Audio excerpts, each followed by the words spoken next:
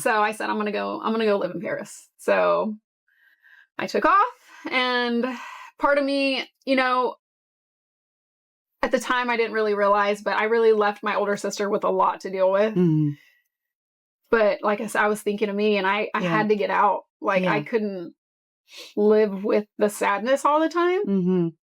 So, well, emotionally, maybe that's what you had to do. Yeah. So even though you were thinking about yourself, God plays a part in all that too. Yeah. So you maybe needed to go. Oh, I needed to get out. Yeah. To kind of heal a little bit and just get out of that, like you said, that negative space. Yeah. I think it all went more negative before it ever got positive.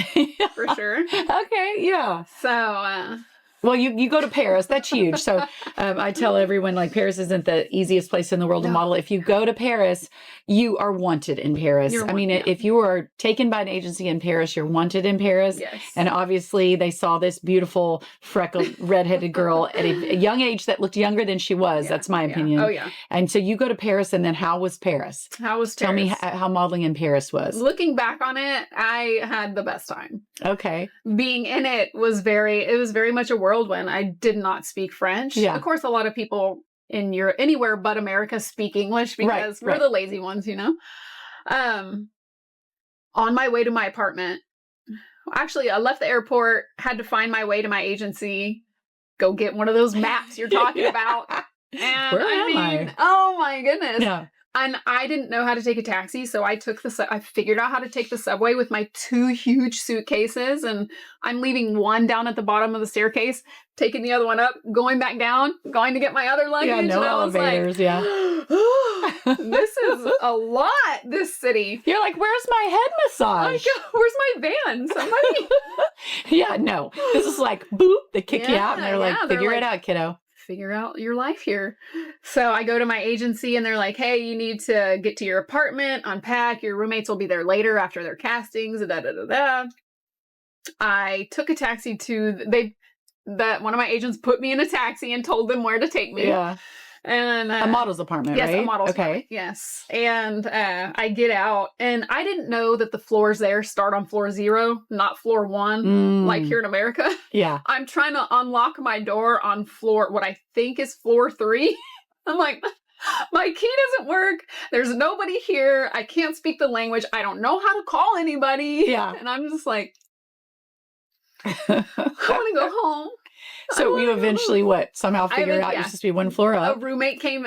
They were like, oh, are you so-and-so? I said, yes. Are you my roommate? And they said, yes. They let me in. I went, oh, not this floor? They said, no, the next floor up. And I finally figured out how the floor started, floor 0. And so I know a lot of people that aren't in the modeling industry don't know, but you live in these model apartments. So when you travel to these other cities, generally they will set you up in an apartment where all the other models that are coming from all over the world are in this apartment. And usually you have one little bed, and it's usually 4 or 5 people to a room. It depends on the place and the country, but I found that it was always like 3 or 4 people to a room in these little single beds. Mm-hmm. Yeah. So was it like that there? It was very similar. We had one open area living space, and I had a bed in this corner. She had a bed in this corner. Yeah. The girl who'd been there longest had her own bedroom. We had one bathroom, and ooh-wee. So did you work in Paris? Did you do some work? You did. I did. Wow, that's great. I think I started off, I got there right for Paris Fashion Week. And it was 17 castings a day. Yeah. And you better find your way around the city and make it to all of these castings. Yeah. At first I thought they were kind of optional. You're like, I'll go. I'll see if I have time for those. Well, I mean, nobody told me, hey, make it to every single one in this order. Figure out how to get there. Sometimes you're waiting there for an hour or 2. I'm like, oh, I'm not going to make it to 17. What are they thinking? So I get back to my apartment, and somebody calls, and they're like, can we talk to Vickie? And they're like, well, why didn't you go to this casting? You were specifically requested. I said, I didn't have time. And they're like, what do you mean you didn't have time? And I was like, I didn't have time. I don't know. Yeah. So I was like, okay, I got to figure this out. I got to figure out a better way and manage my time better. Yeah. And I would go to the agency. I would get my castings for the next day, and I would sit at the agency until I wrote which one I had to go to first, second, which third, one was fourth. closer on the train or whatever and you were with the taking. Times and everything. Man, I'm telling you, it was And that's another thing, about modeling. People don't know. You go to these countries and they're like, oh, you went to Paris to model. It sounds really fancy. Yeah. Well, 15 castings later, or 5 castings in a day, you're schlepping around this city. Yes. Your feet hurt. You're lost. It's hot. You're starving. You usually look like crap by the time you get to the next place. You've either sweated or you had a beanie cap on because you were freezing, it was freezing, and you look scary. And you get there and then you're waiting with another, 30 your people. Competition who is all staring you down, and you're like, I have no friends.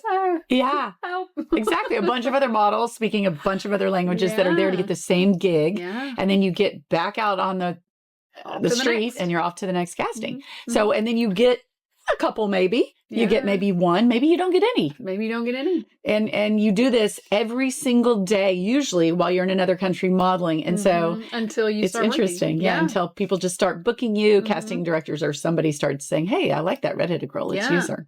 And before, that was my first fashion week. Whenever I was here in Houston, like I'm telling you, I was still about 5'7". So I didn't do a lot of fashion shows early on in my life. And I only made it up to 5'9". I did grow late. Wow. And I am short for a model. I'm 5'9". Like that's the bare minimum in a lot of places for a runway model. And back in the day, sure, it's a little more diverse now, but I was short. I would be standing around, and still I stand around all you guys, and I'm like, hey, shorty.